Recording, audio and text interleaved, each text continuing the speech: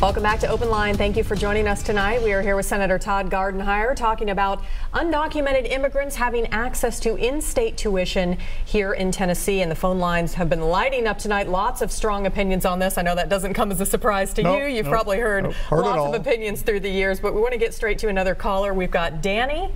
Danny, you are live on Open Line. What is your question? Good evening. Thank you for calling. Yes, go right ahead. Okay. I'd like to just kind of clarify something. As I'm reading the comments on Facebook as well as listening to the calls, I noticed that a lot of people are thinking that the majority of immigrants are those who cross the southern border. But if they look at the numbers, they find that the majority of immigrants are actually those here on expired visas. So my question is, why do we have to make this, and that's no offense to you, sir, because I think you're doing a wonderful job, but why are so many people so anti-Hispanic immigrant in this country and don't want them to have the benefit of trying to do better in America? That's my question. Thank you. Okay. Thank you for calling. Well, maybe a tough one to answer there. No, I can give you an observation and a little history. In the 20s and 30s, and part of the 40s, it was African Americans that were disliked greatly. I won't use the hate word, but they were.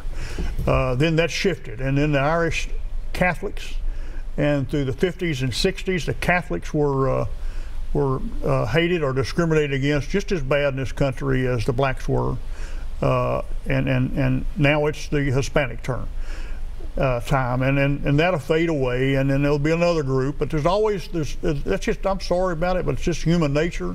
There's always got to be somebody to hate. There's always got to be somebody to blame for your not being successful, instead of being thankful and grateful for where you are in life and getting along with other people.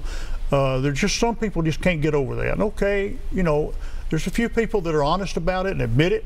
But believe it or not, I respect them for their honesty. I don't like their position, but there's just people just have to have somebody that they can blame their problems on, and that's unfortunately it's a Hispanic time to do that. I hate it that that's in our that we have to put up with that. We shouldn't have to, but okay, it's there. Mm-hmm. Let's go to another caller here. George, you are live on Open Line. What's your question? Article 4, Section 4 of our Constitution says the government will protect us from invasion. All those undocumented immigrants that are here in this country are invaders, and they are violating our Constitution. So why does that senator stand up and protect them and not obey our Constitution and get rid of them like he's supposed to do? Okay, thank you for calling, George. Would that caller mind calling back and telling me what part of the Constitution says we're to do that? I'd sure like to see it. Okay.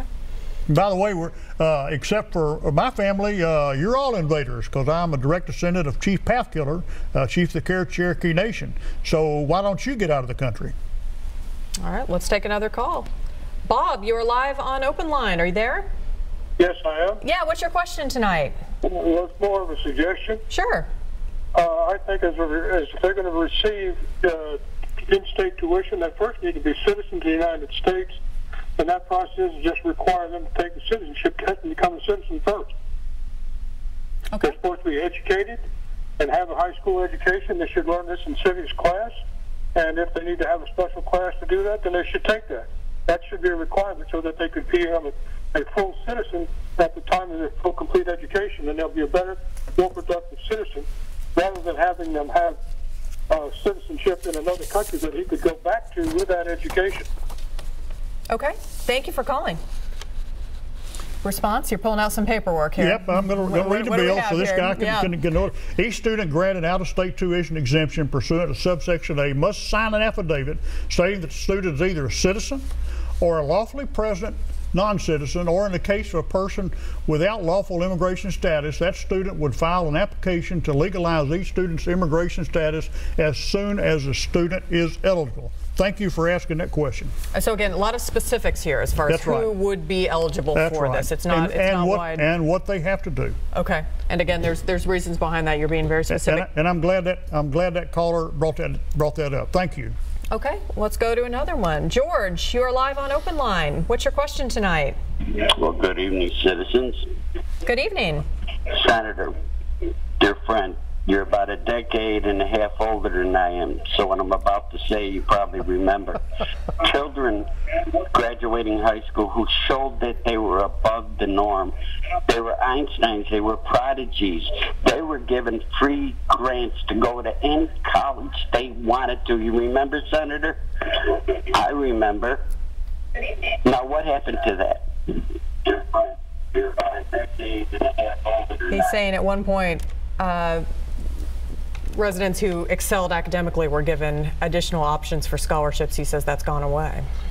I don't think it's gone away. I mean, we've got the Hope Scholarship that, you know, if you have a B average or better while you've been in school, you get the Hope Scholarship. We have Reconnect for those that left college or community college for some reason and want to go back. They can go back and reconnect into that.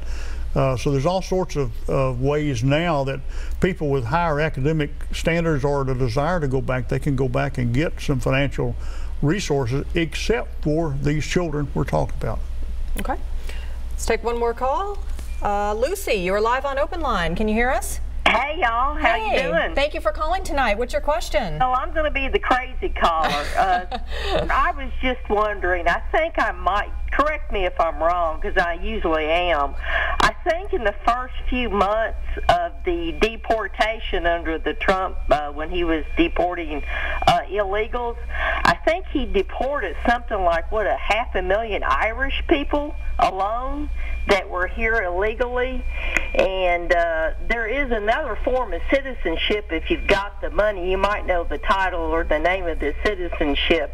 If you have $100,000 and you invest it in a development or an investment development in the United States, you can get automatic citizenship for you and your immediate family, like your wife and kids.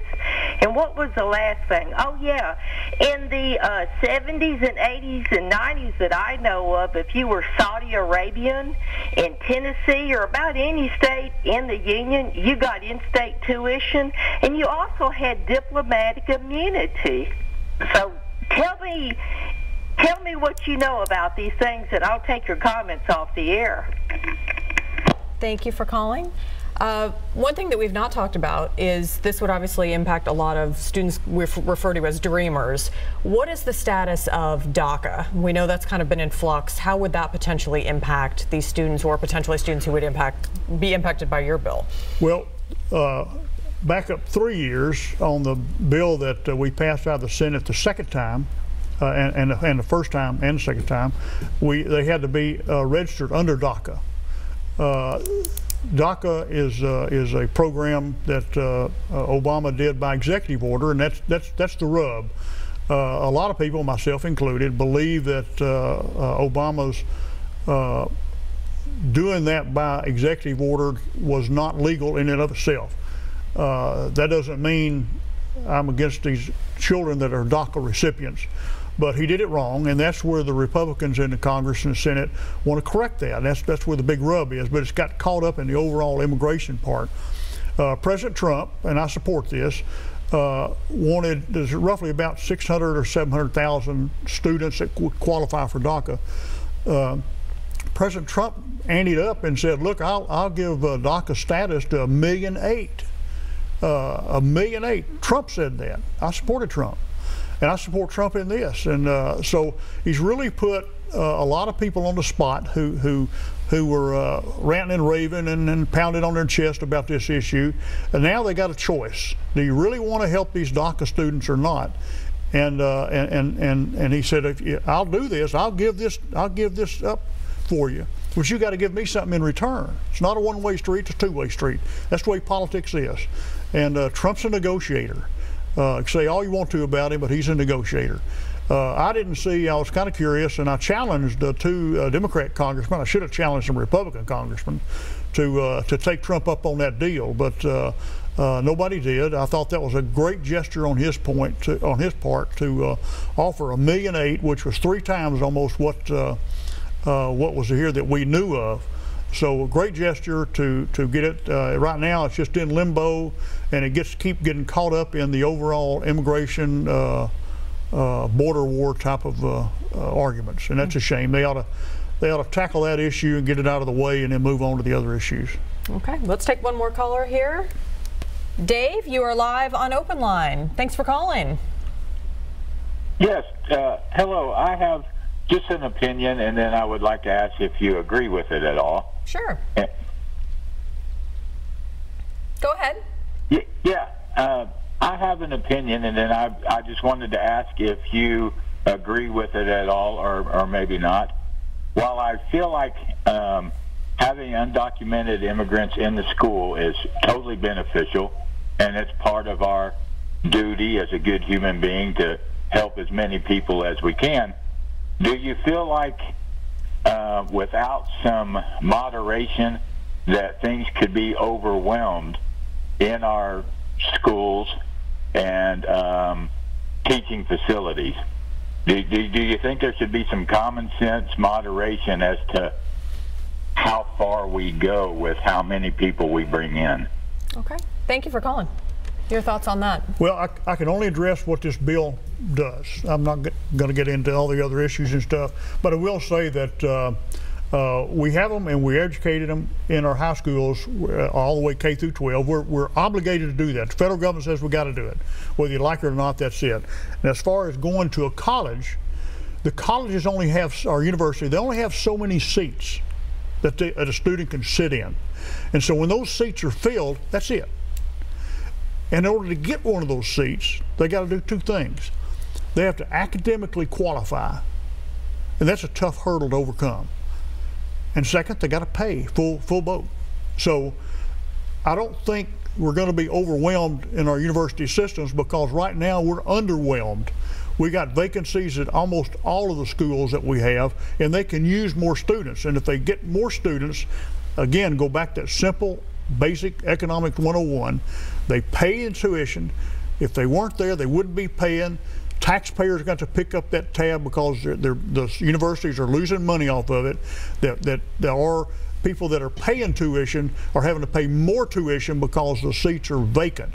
This is an economic plus for the state of Tennessee and the taxpayers of Tennessee. All right. But that's a good point. I'm glad you mentioned that, because that brings up the best point of it, that we're not going to overwhelm it. It's going to be a systematic way to fill those empty seats. All right. We're going to take another quick break, and we will be right back with more Open Line after this.